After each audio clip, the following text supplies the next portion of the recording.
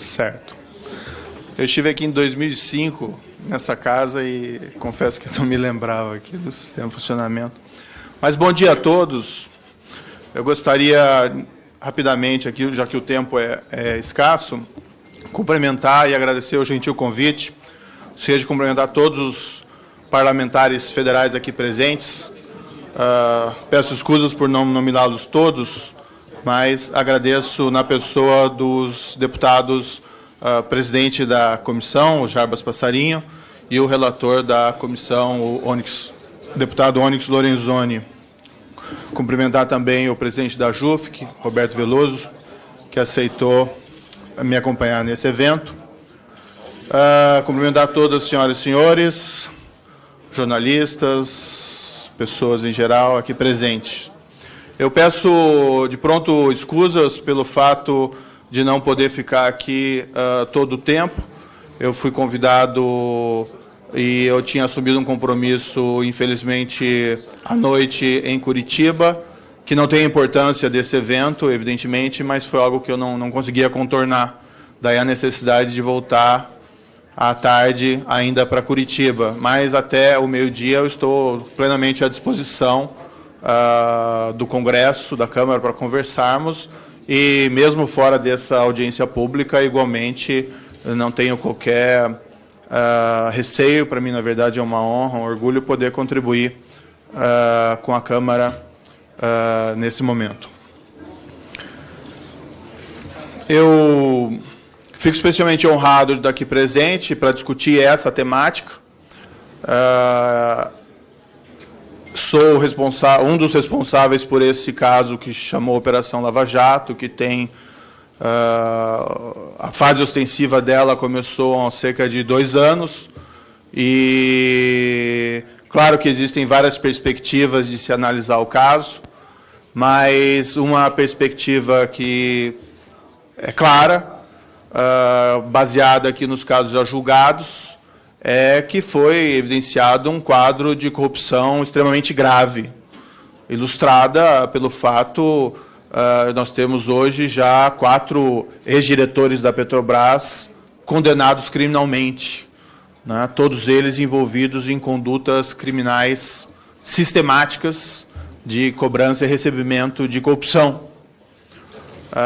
Um quadro que não se limitou necessariamente à Petrobras, e hoje nos jornais, sobre um caso que começou a investigação em Curitiba, mas prosseguiu em outro juízo, caso envolvendo a empresa eletronuclear, em que foi condenado o ex-presidente da eletronuclear, o almirante Otton, também por condutas graves de corrupção. E o que mais me perturbou, talvez, durante todo esse caso, não somente os fatos, mas o que me perturbava uma certa naturalidade com a qual alguns personagens envolvidos reconheciam que pagavam propina ou recebiam propina. Então, não raramente, algumas pessoas ouvidas em juízo que admitiram os fatos afirmavam que pagavam isso como uma espécie de regra do jogo. Então, por que se pagava a propina?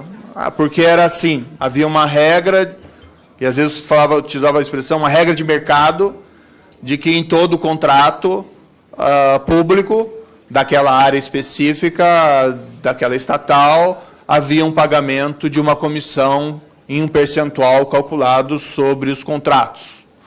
Claro que muita coisa do que foi dito nesses casos demanda a prova de corroboração, mas, ilustrativamente, esses 4 ex-diretores da Petrobras condenados, todos eles foram surpreendidos com saldos milionários em contas bancárias no exterior, especialmente na Suíça. No caso já conhecido de um ex-gerente, nem é um desses diretores, mas um ex-gerente, que devolveu aos cofres públicos, após um acordo de colaboração, cerca de 98 milhões de dólares. Então, isso é extremamente preocupante, porque se constata uma naturalização da corrupção no âmbito das nossas instituições. Isso transcende a qualquer discussão partidária, essa é uma preocupação que tem que...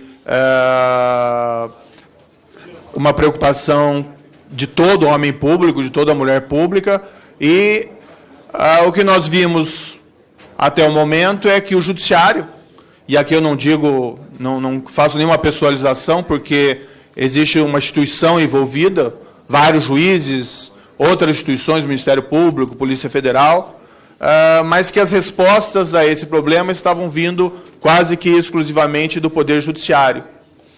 E até mais de uma vez eu falei publicamente que o Judiciário estava como uma voz no deserto, porque onde estão as outras instituições? Onde está o Congresso? Onde está o Poder Executivo atuando? E por isso que vi com muita felicidade a recepção por essa casa do projeto das 10 medidas e a formação dessa comissão especial. Para mim isso significa, olha, o Congresso está pretendendo apresentar uma resposta a essa questão da corrupção sistêmica. E isso é algo que nos dá muita esperança, o Congresso respondendo a esses anseios da sociedade, para que nós minoremos esse tipo de problema. Quero deixar, em relação a esse projeto popular, é um projeto que foi feito pelo Ministério Público, mas que angariou mais de 2 milhões de assinaturas. Eu quero deixar muito claro, desde o início, que a minha posição é endossar o projeto. Eu concordo com o projeto. Eu acredito que 2 milhões de brasileiros que assinaram não podem estar errados. Claro que sempre é possível um espaço de debate, e o papel dessa casa é, evidentemente, deliberar e debater sobre esse projeto. Mas, em essência, esse projeto ele é um projeto muito importante.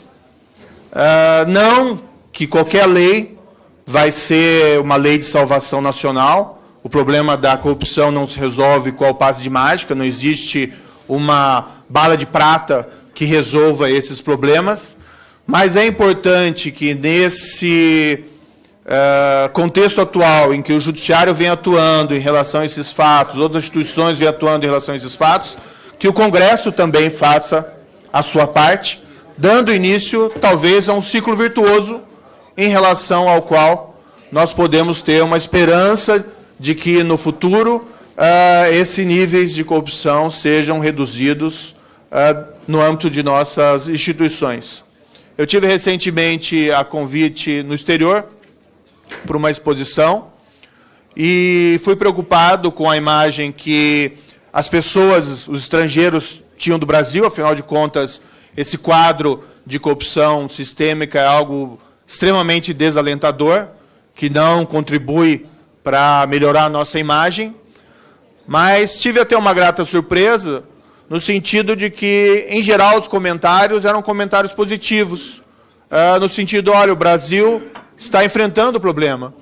A corrupção sistêmica, evidentemente, ela não existe no mundo inteiro, mas corrupção existe no mundo inteiro, em maior ou menor nível, e existem países com níveis de corrupção piores do que os nossos. E o que chamou a atenção foi essa visão estrangeira positiva, no sentido de que o Brasil estava enfrentando esse problema, diferentemente de outros países, talvez em quadros até piores ou equivalentes, em que as suas instituições se encontram dormentes. Sobre o projeto especificamente, eu preparei algumas sugestões muito pontuais em relação a esse projeto. Eu pretendo entregar essas sugestões, não hoje, mas nos próximos dias. Eu não quis trazer sugestões completas, porque eu estou apresentando elas na audiência pública e eu quero também ouvir, evidentemente, a posição dos senhores parlamentares. Então, eventualmente, alguma coisa que eu já preparei, eu posso, eventualmente, ser convencido de que eu estou errado, ou, eventualmente, incorporar alguma sugestão dos senhores parlamentares. Mas eu me comprometo, a partir do fim dessa audiência pública, em apresentar à relatoria essas sugestões por escrito em um prazo reduzido. E, enfim, O que eu pretendia agora era começar a examinar esse projeto e apresentar as minhas sugestões aos senhores. Deixando muito claro que, mais uma vez, que apesar das minhas sugestões, tá, eu acredito nesse projeto, eu acho que ele é um projeto importante, não pelo conteúdo, não só pelo conteúdo intrínseco dele, que é um conteúdo bom, mas pelo fato de que, se aprovado, a meu ver, isso representa uma atitude louvável do Congresso e uma sinalização de que o Congresso, a Câmara aqui em especial, falando já que está nessa casa, está em sintonia com essa ansiedade da sociedade, no sentido de que esse problema tem que ser reduzido no Brasil, que chega de corrupção nesses níveis que nós temos assistido, infelizmente, no noticiário, e não só no noticiário, nos processos, nesses últimos anos. Pois bem, o projeto de lei 4.850, seguindo aqui o texto apresentado pelo deputado federal Antônio Tami, o artigo 2º trata da tipificação do enriquecimento ilícito. Para essa proposição, eu não tenho sugestões específicas. Esse tema da criminalização do enriquecimento ilícito é um tema relativamente antigo. Existe já um projeto que veio até do próprio governo em relação à tipificação dessa conduta. Existe alguma controvérsia em cima dessa tipificação, mas, em síntese, visa-se ali criminalizar o agente público que tenha um patrimônio incompatível com os seus rendimentos ilícitos. Há quem argumente que haveria uma violação, talvez, da presunção de inocência, porque o acusado teria que comprovar essa compatibilidade, mas não me parece que essa crítica é totalmente correta, porque a acusação tem que provar, e tem que provar acima de qualquer dúvida razoável, que o patrimônio do acusado é incompatível com os seus rendimentos lícitos. A prova de que tem o acusado de demonstrar que a acusação está errada não é diferente do que acontece em outras acusações criminais. E a prova continua sendo da acusação. Então, essa é uma tipificação relevante, eu acho que é importante. Não raramente, em algumas investigações criminais, o juiz se depara com casos em que existe um patrimônio do agente público inconsistente com seus rendimentos lícitos, e daí vem uma suspeita muito forte de que isso seja produto de crime contra a administração pública, mas, às vezes, é muito difícil rastrear isso, a origem, e determinar essa origem. Então, eu endosso plenamente essa proposta de tipificação do crime de enriquecimento ilícito, que é do artigo 2º do projeto. O artigo 3º do projeto, ele aumenta penas de crimes contra a administração pública. Acho que essa proposição é importante, especialmente em relação ao aumento da pena mínima. Porque, às vezes, nós temos crimes previstos no nosso Código Penal e que, à primeira vista, parecem que são apenados um tanto quanto severamente. Por exemplo, pena de lavagem de dinheiro, que é de 3 a 10 anos. Parece uma pena severa, pode ficar até 10 anos de pena, mas o fato é que tem que ter atenção para a pena mínima. Porque, normalmente, os juízes, ao fixarem as penas, partem, nos casos normais, da pena mínima. E quando se pegam crimes contra a administração pública, como são vários, são crimes graves, mas com penas mínimas, que partem de 2 anos, como o próprio crime de corrupção, há uma grande chance de uma conduta grave não ser apenada de uma forma proporcional. Então, essa proposta, especialmente no que se refere ao aumento da pena mínima, pela proposta, a pena mínima vai para 4 anos, parece uma proposta importante e relevante da parte do Ministério Público. Não é apenas incremento de pena, não acho que incremento de pena é uma resposta a todos os problemas da criminalidade, mas, em alguns casos, realmente é possível rever penas do nosso Código Penal para determinados crimes quando elas aparentam ser desproporcionais. Aqui eu teria uma sugestão específica. Eventualmente, podem ter casos de corrupção ou crimes contra a administração pública envolvendo condutas mais triviais. Eu lembro de um caso que eu tive, até ilustra isso, era um servidor da Polícia Rodoviária Federal, que ele ia naqueles cemitérios de veículos, de carros batidos, e ele tirava as baterias dos carros para revender, né? Era um crime de peculato, ele não podia fazer isso, estava sob a guarda dele, mas era um crime de uma dimensão assim muito pouco significativa. E, nesses casos, se justifica um tratamento mais leniente em relação a esse tipo de conduta. Não que não seja crime, mas não precisa ter um apenamento tão severo como as formas de criminalidade mais complexas. Então, eu tenho uma sugestão aqui para esse artigo 3º, para que fosse introduzida uma forma privilegiada dessa conduta criminal. Eu até fiz uma redação no seguinte sentido: para esses crimes do 312, 313-A, 316, 317 e 333 do Código Penal, que são crimes contra a administração pública, a seguinte redação: se o criminoso é primário e é de pequeno valor a vantagem indevida ou dinheiro, valor ou bem imóvel apropriado, o juiz pode diminuir a pena de 1 a 2/3. Então, resolve no sentido de aumentar a pena para as condutas normais e graves de crimes contra a administração pública e tem uma válvula de escape para a redução de pena quando há um dano, uma vantagem indevida, num valor muito pouco significativo. Não que isso não mereça censura, qualquer crime merece censura, mas uma censura menor do que aquela prevista para as condutas normais ou mais graves. Essa seria uma sugestão. O artigo 4º fala do confisco alargado. Nós temos no Código Penal o confisco de bem de produto de crime. Então, quando alguém comete um crime e se identifica o produto, um imóvel, um veículo, um saldo de conta bancária milionária, esse bem fica sujeito ao confisco criminal. Então, o juiz profere a sentença e confisca.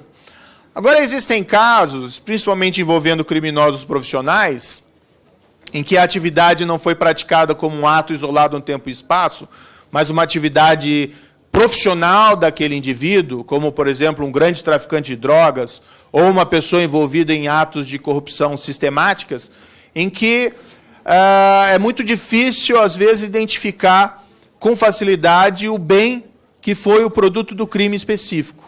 Mas é possível, com uma prova segura, chegar à conclusão de que todo o patrimônio daquele indivíduo envolvido em atividade criminal profissional é produto de atividade criminal. Eu tive um caso, até ilustra isso, não é no âmbito da corrupção, mas envolvendo o Luiz Fernando da Costa, Fernandinho Beiramar, em que era uma investigação de tráfico de drogas e lavagem de dinheiro.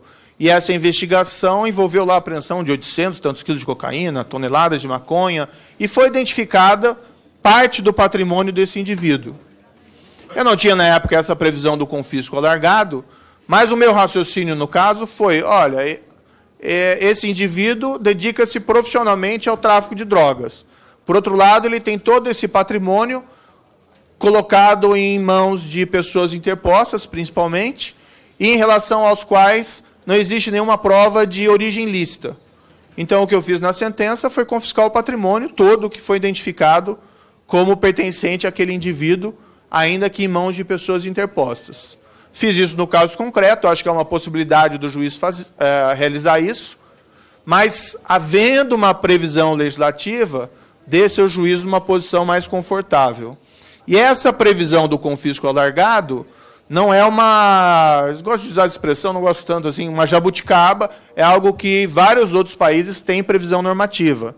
Então, por exemplo, existe lá a lei britânica Proceeds of Crime Act, de 2002, em que eles fazem uma distinção entre confisco em crime isolado no tempo e espaço, um único crime, que é o confisco clássico, e o confisco naqueles casos que eles chamam de um estilo de vida criminoso, que é um confisco alargado, mais amplo.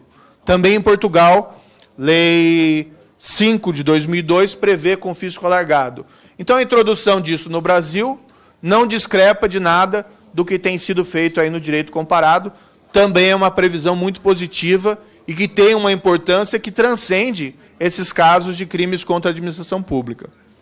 Então, essa previsão do artigo 4º, a primeira parte, eu também sou totalmente a favor e aqui não tenho sugestões específicas.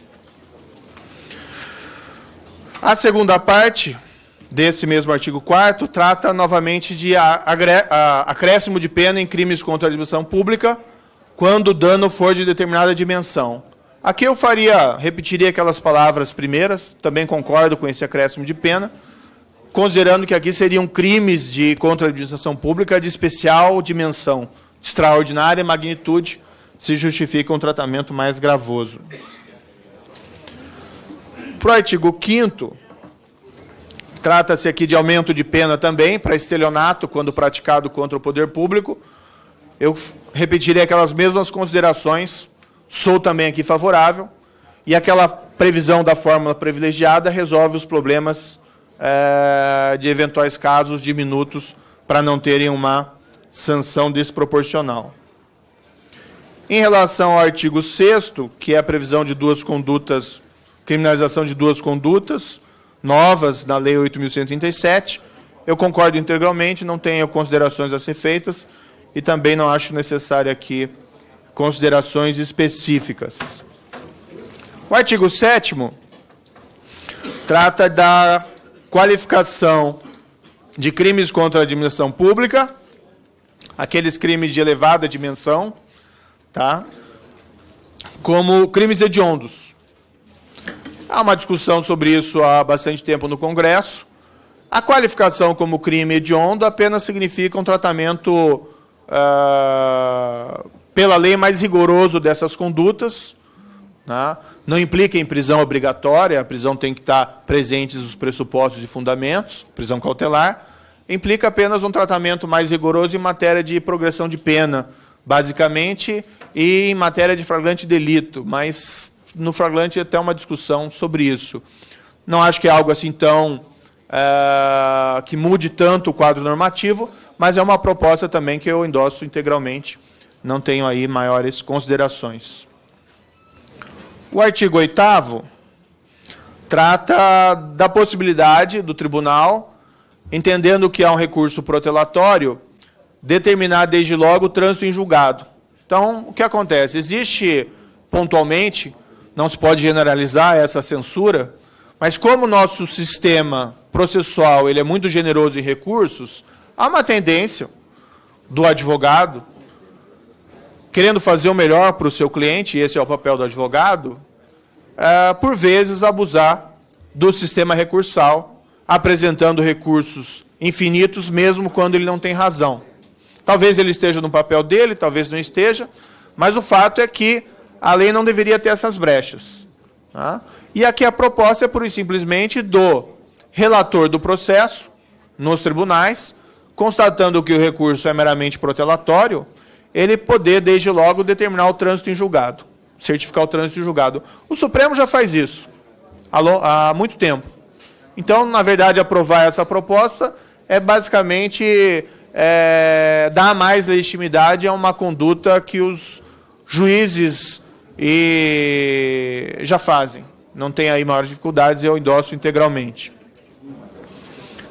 A segunda parte desse artigo 8º, do artigo 578-A, o membro do tribunal que pedir vistas após o voto do relator, e quando houver do revisor, terá o prazo correspondente a 5 sessões para estudar o caso.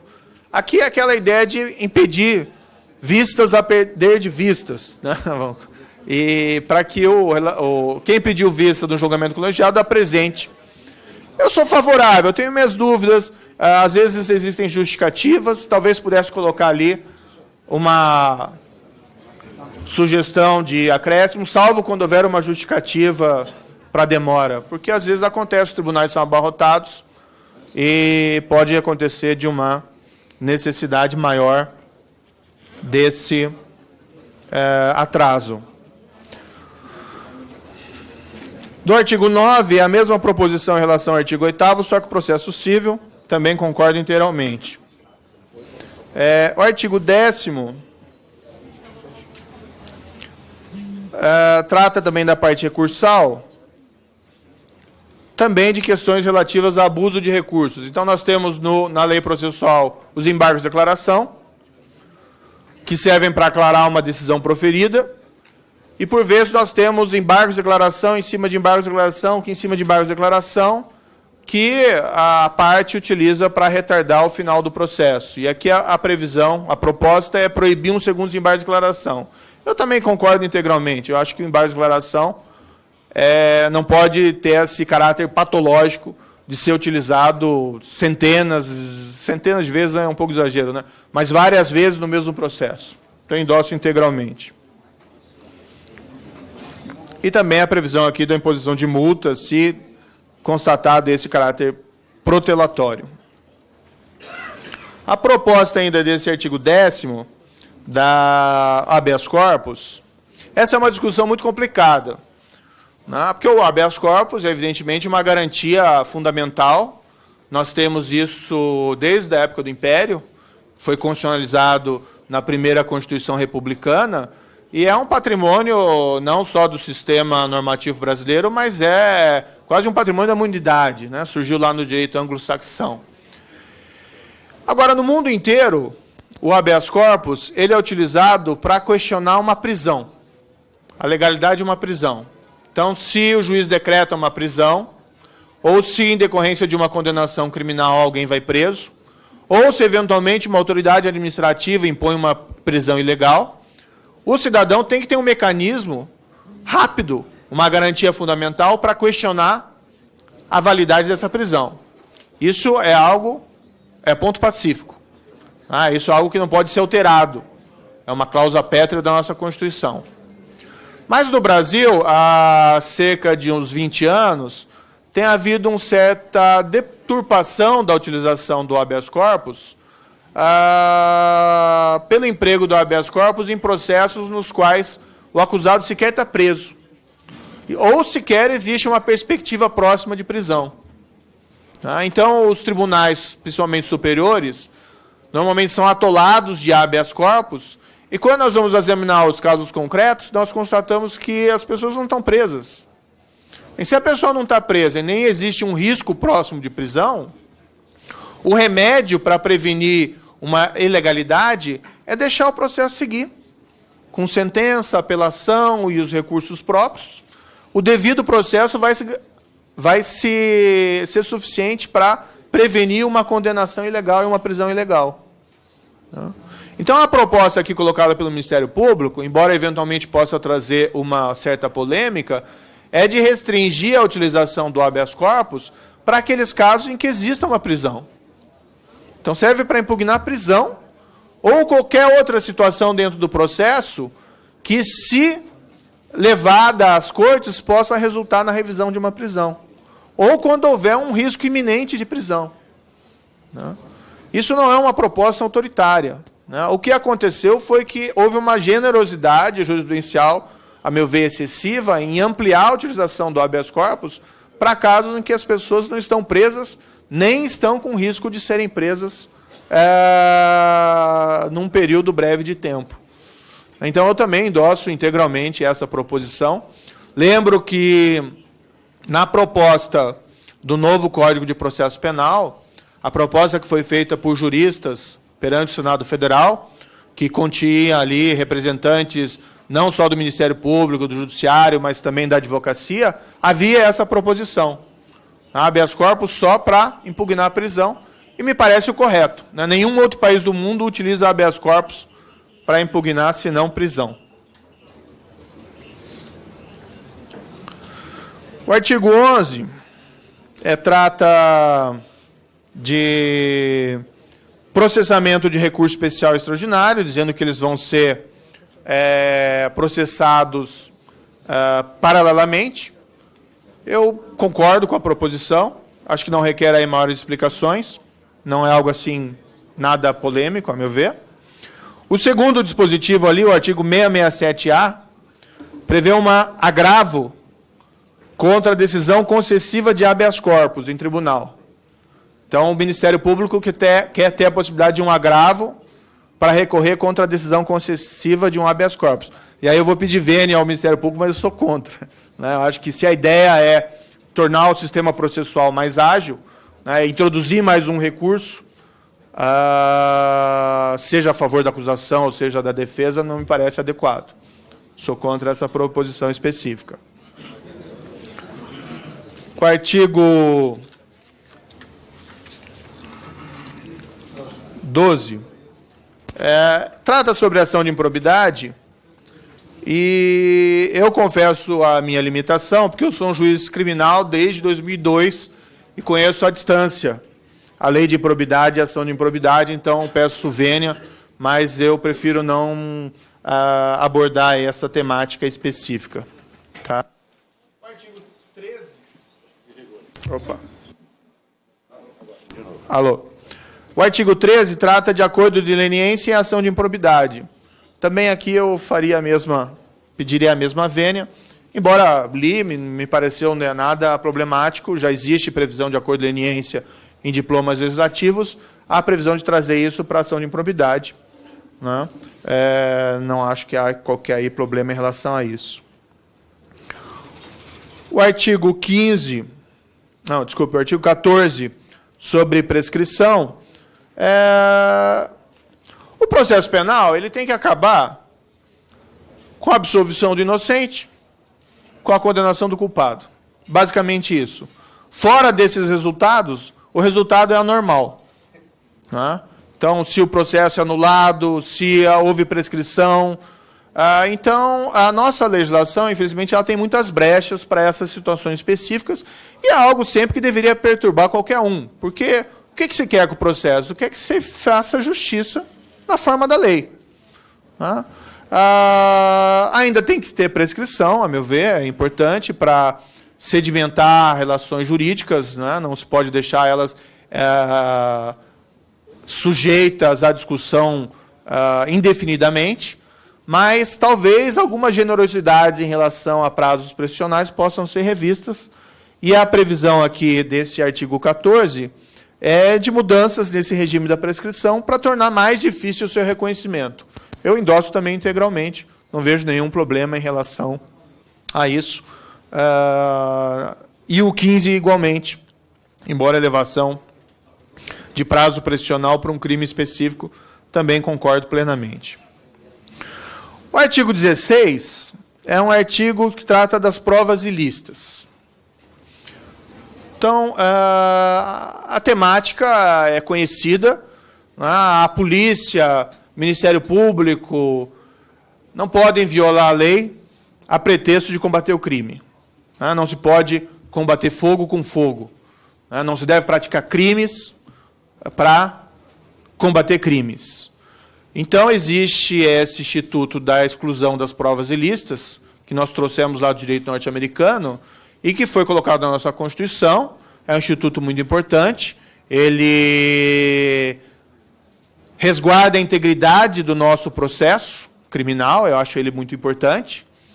Agora, também, quando reconhecida a ilicitude de uma prova, excluída do processo, eventualmente se pode ter um resultado do caso concreto que não se fez totalmente uma justiça, pelo menos considerando a responsabilidade daquele indivíduo.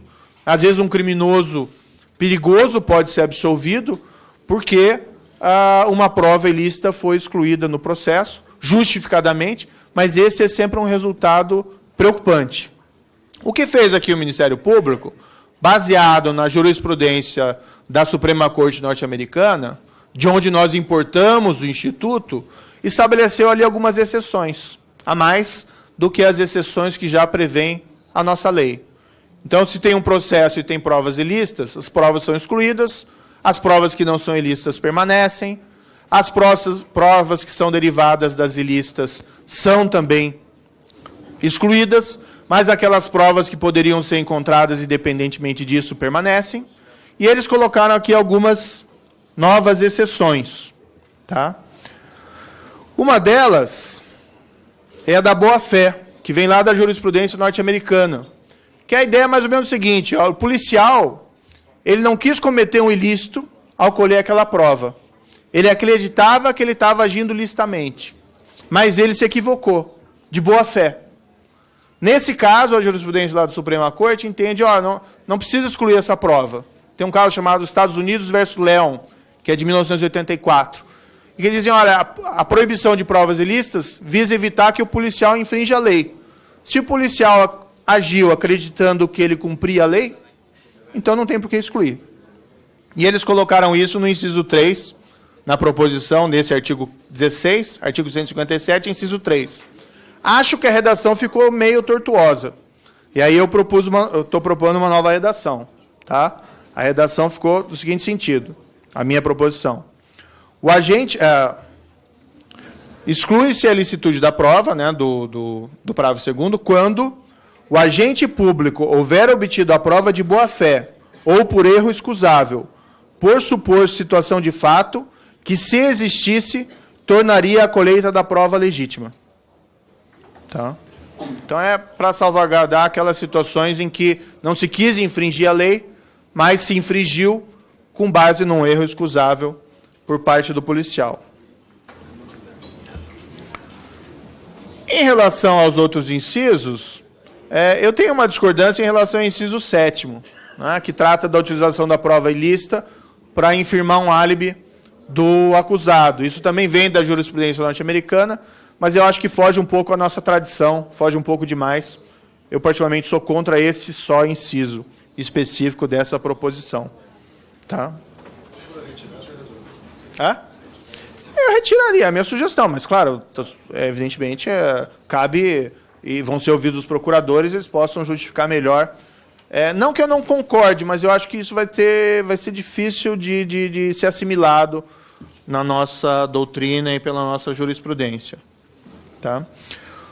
No inciso 10, também, eu tenho uma sugestão de redação. Aqui é aquela ideia de preservar a prova em um caso em que alguém denunciou a prática de um crime, mas, eventualmente, em uma situação que possa ser questionada a legalidade. Nós temos os casos aqui famosos recentemente, dos Panama Papers, o caso do HSBC, em que você tem alguém que trabalha naquela entidade e que teve contato com ilícitos praticados por aquela entidade deveria comunicar pelos controles de lavagem de dinheiro às autoridades públicas, não o fez, e a pessoa, o empregado ali, trabalhando numa situação conflituosa com a sua ética, resolveu comunicar o fato às autoridades, mesmo descumprindo um dever de sigilo que ele tinha em relação à empresa. Então, esse dispositivo visa preservar a validade dessa prova. Eu acho que é um dispositivo importante. Né? Então, lá, obtida, o inciso 10, né? Obtida de boa-fé por quem dê notícia crime, de fato, que teve conhecimento no exercício de profissão, atividade, mandato, função, cargo ou emprego público ou privado. Eu só faria aqui uma ressalva no final, um acréscimo, salvo quando vedada por lei a divulgação. Tá? Porque existem algumas situações em que o segredo é imposto pela lei, casos de advogados, casos de confissão religiosa, para evitar um conflito em relação a isso. Mas, como eu disse, eu vou apresentar isso tudo por escrito e peço desculpa, não sei se estou sendo cansativo aqui em relação a isso. Bem, ainda nesse artigo 17, tem uma previsão de uma nova hipótese para prisão preventiva, do artigo 312.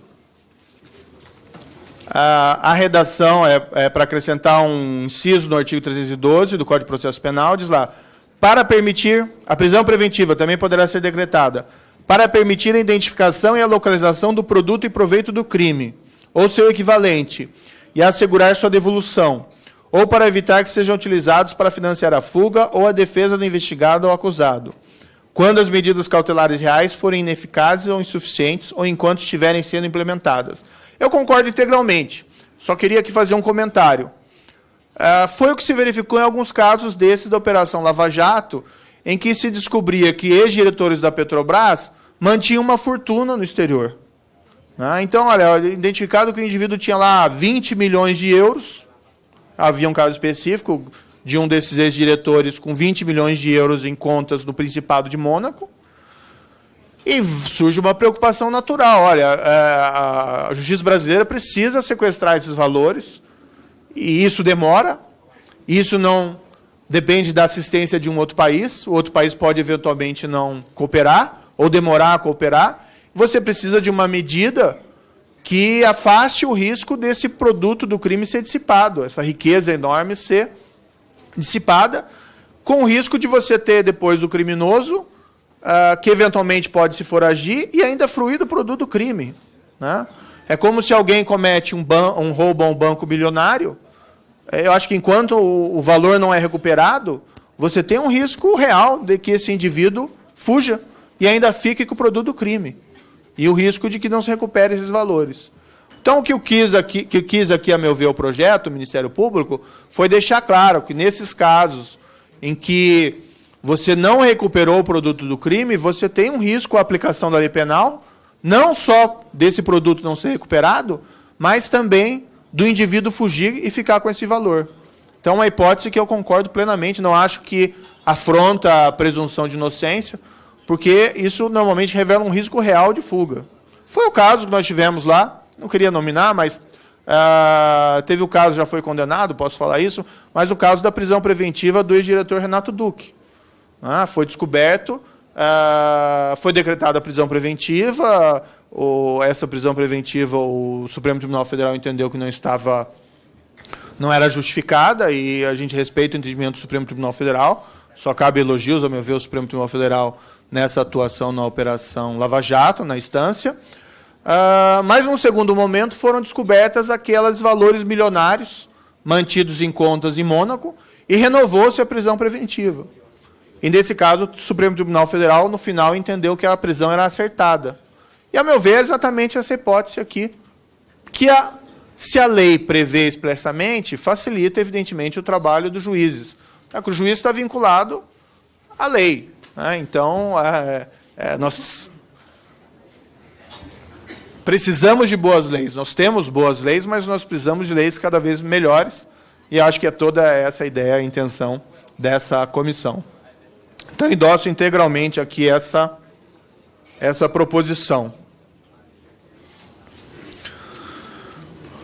Ainda nesse dispositivo, 563 e seguintes tratam de casos de nulidade de atos processuais.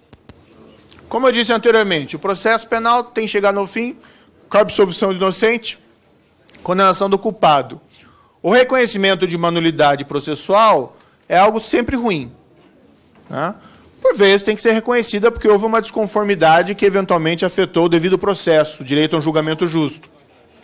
Essas proposições do Ministério Público visam apenas deixar mais claro aquilo que já está claro na nossa legislação, de que se não tem prejuízo, não se reconhece nulidade, que é um princípio antigo que vem lá do direito francês, inclusive foi incorporado no nosso direito.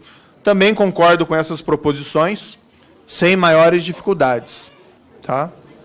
Em relação à redação proposta para o artigo 567, eu tenho uma sugestão. Achei que a redação não ficou boa, né? Eles propõem para o 567 a nulidade no caso de reconhecimento de incompetência, e aqueles que querem preservar os atos decisórios, como já é da previsão atual da nossa legislação, mas eu acho que a redação que eles colocaram não ficou muito clara. Eu tenho uma redação diferente. Eu proponho o seguinte: 567. Quando for reconhecida a incompetência, o processo deve ser remetido ao juiz competente. Na verdade, isso é bastante óbvio. Parágrafo 1º. A incompetência do juízo não anula os atos ordinatórios ou instrutórios, que é da previsão já da nossa legislação. Mas na redação que eles propuseram, isso acabou sumindo, né? Parágrafo 2º. Conservar-se-ão os efeitos das decisões proferidas pelo juízo incompetente até que sejam ratificadas ou substituídas pelo juiz competente. Então, o juiz reconhece sua incompetência, manda para outro juiz, o outro juiz vai acolher aquilo e vai, ratifica ou não. Isso é importante preservar os efeitos, porque, por exemplo, aquele caso de contas bilionárias do exterior. Vamos supor que o juiz se reconhece incompetente, sequestrou aquelas contas, o valor está sequestrado no outro país. Se entender que aquilo perde efeito enquanto não chega no juízo competente, tem um risco daquilo ser dissipado. Então, a ideia permanece até que outro juiz decida. E o parágrafo 3º, para esse 567, no caso de incompetência reconhecida em instância recursal, deverá ser prolatada a nova sentença pelo juiz competente. Também é da nossa lei, na nossa prática atual, acho que é conveniente colocar expresso em lei, já que se está tratando dessa questão.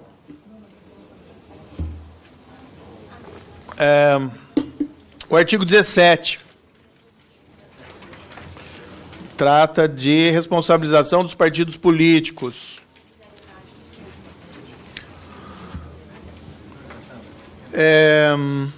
Os partidos políticos, como expressão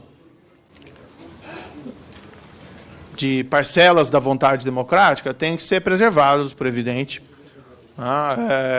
Eles não são, evidentemente, instituições que servem a si mesmos, mas são expressões de camadas políticas da sociedade. Agora, se eventualmente envolvidos institucionalmente em atos ilícitos, tem que haver alguma consequência prevista na legislação. Como já existe, por exemplo, infrações da legislação eleitoral, os partidos muitas vezes respondem por multas. Então, aqui é uma previsão do Ministério Público da possibilidade de imposição de multas ou sanções mais severas em casos mais graves, em que seja identificado não que a responsabilidade é exclusiva de um agente partidário, mas, de certa maneira, aquilo possa ser imputado à instituição. É como acontece hoje em dia na responsabilidade penal das pessoas jurídicas, na lei de corrupção das empresas, quando é possível fazer esse tipo de imputação. É um tema complicado, é uma questão complicada, mas, em princípio, eu concordo com essas proposições. O artigo 18 trata da criminalização do Caixa 2. E aqui é um tema recorrente. Evidentemente, existem vários projetos e deliberações e discussões a respeito disso. Eu, particularmente, sou favorável a essa criminalização, tenho uma posição muito clara. Eu acho que Caixa 2 muitas vezes é visto como um ilícito menor, mas é trapaça de uma eleição. Enfim, você receber recursos que não são contabilizados, quando se pode receber recursos contabilizados, a meu ver, não existe aí uma justificativa ética para esse tipo de conduta, e há uma carência da nossa legislação realmente em tipificar esse tipo de atividade. E essa carência acaba gerando suas consequências, no sentido de que, se isso não é criminalizado, é tido como permitido, quando de fato não é. Então, nós temos aí até, às vezes até nesse caso da Operação Lava Jato, pessoas admitindo que a prática é disseminada. Espero que não seja. Mas, ainda assim, é necessário aí ter a criminalização dessa conduta, na minha opinião. Tá? Não tenho também propostas de redação para essa situação. Para o artigo 19, não tenho sugestões. O artigo 20 trata de sanção em demora de cumprimento de quebra de sigilo bancário. Também concordo integralmente, não acho nenhum tema polêmico. Do artigo 21 a 40, trata da ação de extinção civil de domínio. Esse é um tema relativamente polêmico. Existe uma discussão no âmbito da ENCLA, que é aquela Estratégia Nacional de Combate à Lavagem de Dinheiro e Corrupção, sobre isso. É basicamente você ter uma ação no processo civil que possa ser utilizada para decretar a perda da propriedade de origem e natureza criminosa. Fora do processo penal. Então, no processo penal, se a pessoa for condenada, o bem é confiscado, mas aqui é uma previsão fora do processo penal da possibilidade dessa decretação de perda. Lembrando que no processo penal, para se ter uma condenação criminal, a prova tem que ser acima de qualquer dúvida razoável, que é um standard probatório muito rigoroso, e a ideia, provavelmente, aqui é utilizar o standard probatório do processo civil, que é menos rigoroso. É uma questão relativamente polêmica, mas é um tema já em debate há muito tempo. Também aqui não teria sugestões específicas a serem apresentadas. Artigo 40 a 47 trata de questões basicamente estatísticas. Não tenho sugestões a serem apresentadas, os tribunais apresentarem relatórios, estatísticas sobre ações penais e sobre recursos em matéria criminal, de improbidade, eu concordo integralmente. Tema polêmico, o artigo 48 e 57 do chamado teste de integridade.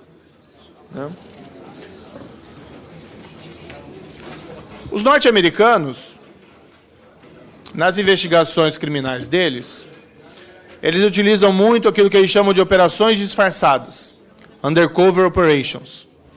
Tá? Isso é muito utilizado em repressão ao tráfico de drogas. Isso que nós vemos em filmes norte-americanos. O Ministério Público aqui foi trazer essa prática com um nome diferente, sem nenhuma censura quanto à questão da modificação de nome, para o campo da administração pública. Aí poder submeter o agente público a isso que ele chama de teste de integridade, que seria uma situação simulada, que eu imagino, em que alguém, sobre um determinado controle, ofereça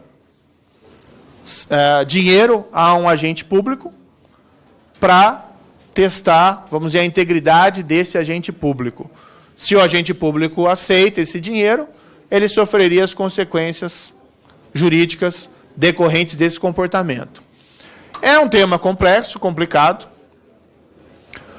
Nos Estados Unidos, eles têm uma discussão interessante sobre essas operações, que eles discutem a título de entrapment, da armadilha.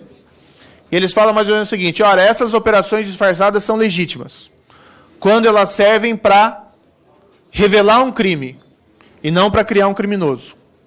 Então, nesses casos de tráfico de drogas, por exemplo, quando um agente disfarçado policial vai numa grande organização criminosa comprar lá, sei lá, 100 quilos de cocaína, 1 tonelada de cocaína, é evidente que aquele agente policial disfarçado não está criando uma organização criminosa. Aquilo pré-existe. Ele está agindo apenas para colher uma melhor prova daquela prática delituosa. Então, eles têm uma série de cautelas para evitar que esse tipo de armadilha sirva para pegar um inocente, né, e não um verdadeiro criminoso. Aqui eu faria uma sugestão que talvez traga uma resguarda para esse tipo de prática no Brasil. Eu acho que submissão do agente público a esses testes de integridade deveria depender da presença de uma fundada suspeita de que aquele indivíduo está envolvido em alguma prática ilícita. Tá? Então, a minha sugestão seria a introdução de um dispositivo no seguinte sentido: a submissão do agente público aos testes de integridade dependerá da existência de fundada suspeita de seu envolvimento em crimes relacionados ao exercício da função. Né? Então, você evita que o Estado haja para criar criminosos e não para descobri-los. Né? Então, isso permite alguma espécie de salvaguarda, e eu acho que mais ou menos na linha do que se faz nos Estados Unidos, pelo menos em relação a essas operações disfarçadas. Só que para você ter uma consequência jurídica, e aqui me parece uma omissão do projeto, você precisa ter uma previsão normativa, porque não adianta nada o agente, for feita uma operação para descobrir um agente que aceita esses valores, e você não ter uma previsão das consequências jurídicas. E nisso eu acho que o projeto foi falho, é preciso ter um tipo penal específico. Então, a minha sugestão também seria a introdução no Código Penal de um dispositivo similar ao crime de corrupção, mas relativamente a esses testes de integridade. Minha sugestão seria, para um artigo 317-A, solicitar ao receber para si ou para outrem, direto ou indiretamente, ainda que fora da função pública ou antes de assumi-la, mas em razão dela, vantagem indevida, ou aceitar promessa de tal vantagem durante a realização de teste de integridade autorizado por decisão judicial. Tá? E aqui é uma outra cautela, que eu acho que, para que a conduta seja criminalizada, para esse teste de integridade, tem que ser autorizado por uma decisão judicial. Ele possa ser feito sem autorização judicial, mas daí a consequência é só administrativa. Para ter consequências criminais, para ter maior cautela, a necessidade que um juiz autorize previamente a realização da operação. E aí eu propus uma pena de 2 a 8 anos, melhor do que a do crime de corrupção.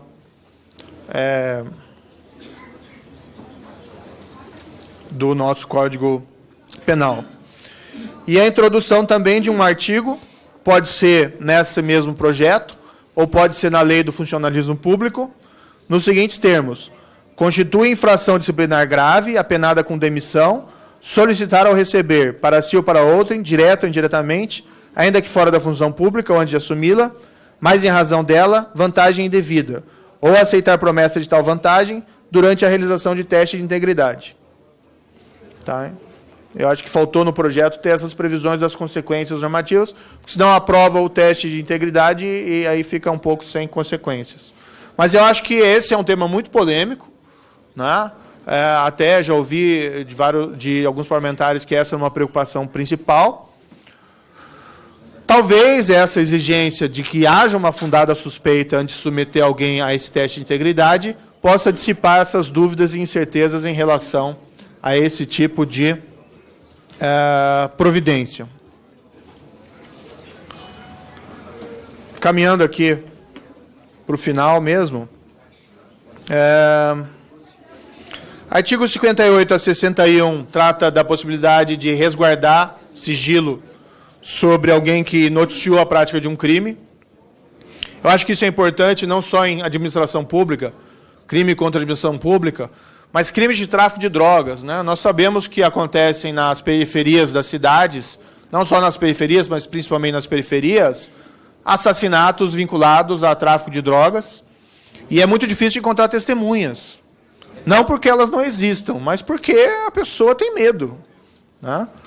Claro que se pode resolver isso com um programa de proteção a testemunhas, mas a inclusão de uma pessoa em programa de proteção a testemunhas representa um ônus tremendo para essa pessoa, né? Que ela tem que abdicar da sua normalidade, da sua vida, ser reinserida em outro local, que ela não sabe se ela vai ter condições econômicas para essa reinserção. Então tem um peso muito grande. E a ideia aqui do Ministério Público de poder ser resguardado esse sigilo de fonte em casos específicos. Tem que ter resguardos, tem que ter cautelas, salvaguardas, são importantes, porque também o acusado tem direito de se defender, e um dos direitos básicos de defesa é confrontar o seu acusador.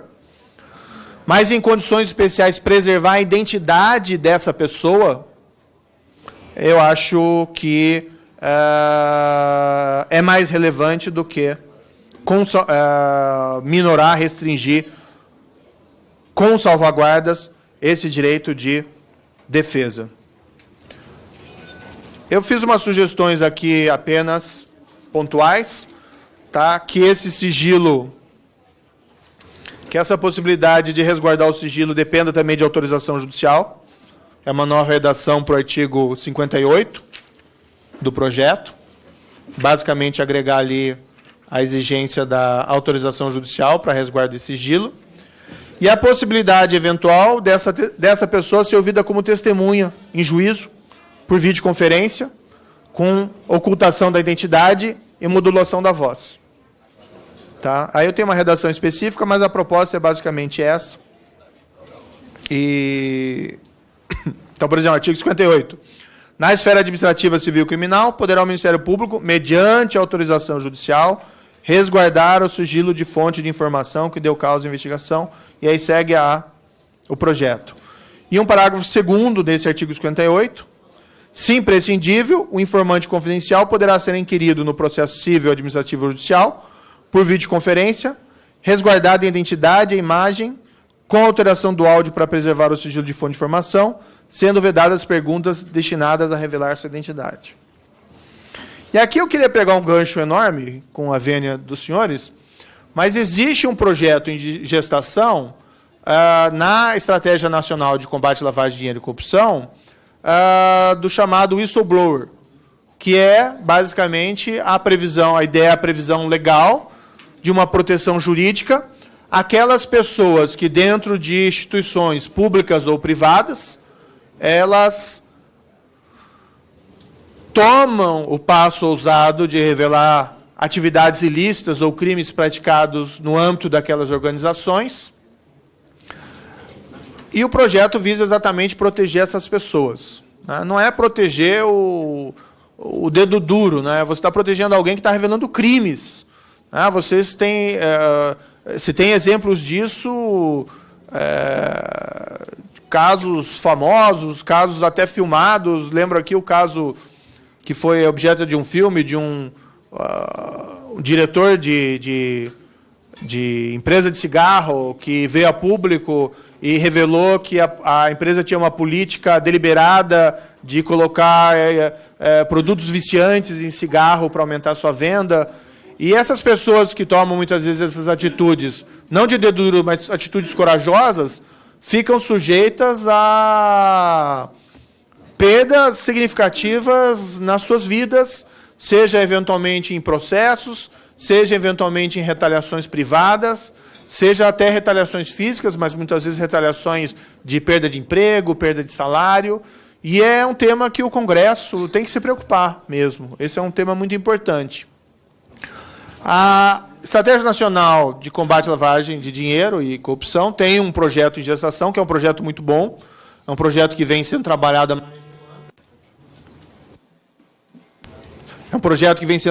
há mais de um ano. É um projeto relativamente complexo. E eu vou tomar a liberdade de apresentar aqui a relatoria, né, a presidência dessa comissão, para que seja analisado da possibilidade de se debater isso em conjunto ou em separado, o que se entender melhor. Doutor Moro, nós temos projeto tramitando na Câmara aqui. A representação do INCLA vai ser convidada brevemente para participar da nossa comissão da mesma forma como Vossa Senhoria está fazendo. E nós estamos chamando do informante do bem, né, para portuguesar o termo, né, para não ficar com o termo americano, né? E é justamente um sistema que permite a captação da informação. Obrigatoriamente essa informação tem que ser processada, e quer agente público ou privado tem que ter mecanismos de proteção, e vem com a matriz também americana, aonde quando há a recuperação de valores, este agente, quer público, quer privado, sobre decisão do juiz do feito, ele poderá inclusive receber uma remuneração, ele pode ter um prêmio, porque ajudou o país. Isso é na construção da conduta preventiva de combate à corrupção, e nós vamos tratar desse tema aqui. Perfeito. Esse projeto, até no âmbito da ENCLA, está sendo tratado mais de perto pela AJUF, que é a Associação dos Juízes Federais, tem a relatoria do projeto. Eu sugeria que chamassem até os envolvidos da AJUF nesse projeto para debater, é um tema muito importante. Por último, encerrando aqui, a parte de destinação de valores de publicidade, 62 e 65 não tenho sugestões. E uma única sugestão pessoal que eu apresentaria aqui, aproveitando a oportunidade, que é um projeto que a AJUF já fez há um bom tempo, não chegou a ser apresentado no Congresso, que é a introdução de uma espécie de sistema de plea bargain no processo penal brasileiro. Não colaboração premiada. É apenas o caso de um acusado, a pessoa é acusada de um crime, e desde logo ela percebe, olha, as provas são esmagadoras, não tem por que ficar eu me desgastando com esse processo, e ele poder ter alguma espécie de negociação de pena perante a justiça e a acusação, aceitando a responsabilização dele com uma pena menor. É aquilo que se faz nos Estados Unidos, mas aqui não dependendo necessariamente de uma colaboração, porque muitas vezes a pessoa não tem o que colaborar, ela só tem o reconhecimento da culpa. E isso é importante para ela tem um benefício maior no processo, e, por outro lado, isso também significa uma resolução mais rápida dos casos, é bom para a justiça, com menos custo, inclusive, ao contribuinte. Então, a proposta de introdução no Código de Processo Penal do artigo 395-A.